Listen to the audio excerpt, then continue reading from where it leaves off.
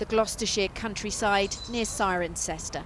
This summer, the Cotswolds are a pale and arid land. This, one of 8 areas declared to be suffering an official drought, announced by ministers after a meeting with the Environment Agency, water companies and farmers. The drought could last until October and possibly into next year. It's important in the latter part of this summer that we show some restraint, because while we're likely to get those usual winter rains that will replenish stocks in our reservoirs, there is a risk that we'll have a dry winter following a dry summer. That's why we must act early and in advance of that problem. So what happens when an official drought is declared? It means water companies, if they haven't already, are likely to introduce hosepipe bans and possibly car washing and paddling pool bans too. They can take more water than usual from rivers, reservoirs and aquifers. And they can shift water, pumping it from one area to another. We would normally be stood. I mean, you'd probably be easily knee-deep in a kind of little slightly muddy pond. So we should all be stood in water right now. Alistair Knowles from the Rivers Trust has taken us to see where the River Thames officially starts at Kemble in Gloucestershire, except the source of the river has evaporated. I don't want to be that guy that's sort of running around with his hair on fire on the news, but this is the new normal. I think there's a bit of rain forecast coming maybe in parts of the country next week, but you're going to take a lot of well above average rain to replenish the stocks beneath our feet, fall into the catchment that runs right down the Thames from this very dry source all the way down into London and out to the estuary. Second only to the Severn in length, the Thames is now a river in retreat. We were told we'd find the new source of the Thames here, 5 miles downstream, but as you can see, there's no river and there's no fish. With every day, the Thames is shrinking. Coming much further, kilometres down the river, to stand where we should be able to go for a little bit of a bimble and put a kayak in or a canoe. Personally, I think this is pretty shocking. And when we talk about abstraction and taking water out of our river system, which we now be doing with under drought conditions, you've got to ask yourself how much water is there left to take from. If the rivers are low, so are the reservoirs. This is Ardingly Reservoir, owned by South East Water, serving Sussex and Kent. From today, it's enforcing a hosepipe and sprinkler ban. Some experts say we wouldn't need restrictions if the government had prepared for potential drought much earlier. What we don't have is a real plan moving forward for the next 5-10 years so that we can become more resilient to these types of droughts, because we're clearly not ready. We don't have the supplies that we need to stop us all having water restrictions.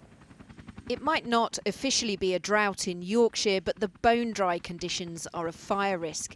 This was a wildfire near Holmes in Cleveland. Firefighters tackling a blaze in a field in County Durham spotted this whirlwind-like phenomenon. Called dust devils, they're usually only seen in deserts. Rare sights and real risks. This evening, fires broken out on Studland Heath near Poole in Dorset. Another vivid warning of the danger that comes with drought. Well, Europe is also battling record temperatures, and experts have warned it could be in the midst of its worst drought for 500 years, with no sign of significant rainfall to come. Wildfires have been spreading fast in the hot, dry conditions, and hundreds of firefighters from across the continent have been arriving in France to tackle a series of fires in the southwest. Simeon Brown reports. This is the view of a European crisis from the largest protected area in Portugal. July was the country's hottest on record, and that continuous heat has fed today's flames. Portugal's wildfires have devoured 37,000 acres of land, including large swathes of Portugal's Serra da Estrela National Park. This is Manuel Pina's home. Evacuar os pais para a aldeia e vir a vigiar a casa. Quando chegou aqui havia meios? Sim, meios houve sempre, muitos meios aqui no terreno. For 7 days this fire has burned from door to door, but these firefighters have fought back. Da nossa parte, salvaram-nos a casa, o pavilhão, foi uma ajuda preciosa. A small victory in a battle against extreme weather that Europe is losing. Here in southwestern France was an international effort to push back the wildfires from successive heat waves. French firefighters, fatigued from a blaze that has lasted a month, were relieved by officers from Germany, Romania and Greece. It doesn't matter the country, we are firefighters and we have to help people from around the world. Europe's heat wave has caused severe droughts.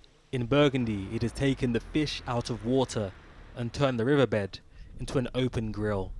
Meanwhile, Italy's longest river, the Po, now looks more road than stream. This part of Europe has been especially vulnerable to intensifying weather. Both the northern coastline of the Mediterranean and the southern coastline are likely to see more intense summers with more frequent and more intense heat waves and also more droughts. What is the impact of these heat waves that we're seeing across Europe? The impacts are enormous, actually. So the food that we eat, agriculture is enormously impacted. Transport, the roads aren't built for the temperatures that we're seeing at the moment. There's a lot of river transport that goes on across Europe, and much of that transport either can't be done, or the weights that are on those boats are much reduced because the water levels are so much lower. Europe is getting warmer faster than the global average, and this is the outcome.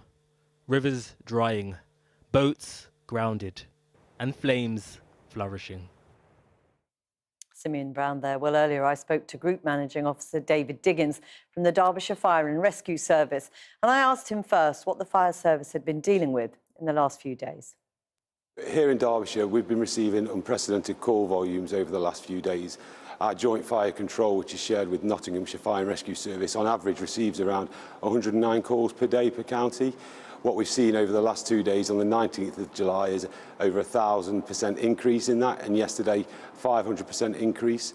And we're expecting to see very similar levels again today as the incidents go on into the evening. The increase in calls is absolutely incredible. What are people reporting? What are the incidents you're having to deal with? So we're still dealing with a wide variety of incidents involving road traffic collisions, water rescue incidents, and as you can imagine, fires in the open throughout the county. As the fuel on the ground is tinder dry, we can see grass and field fires spread really quickly into properties, which our firefighters are trying to tackle to limit that damage to property, effectively saving lives. Are you worried that if this goes on much longer, you will struggle to properly deal with these things, to be able to reach everything that you want to?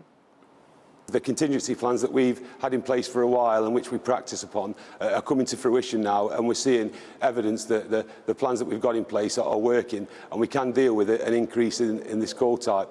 What's really important is the support of the public in assisting us in reducing these fires. But we are comfortable at the moment, and we'd just like to urge members of the public, particularly around bonfires, smoking materials. These can spread so quickly and cause lasting damage to the environment, and these will really assist us in limiting fires.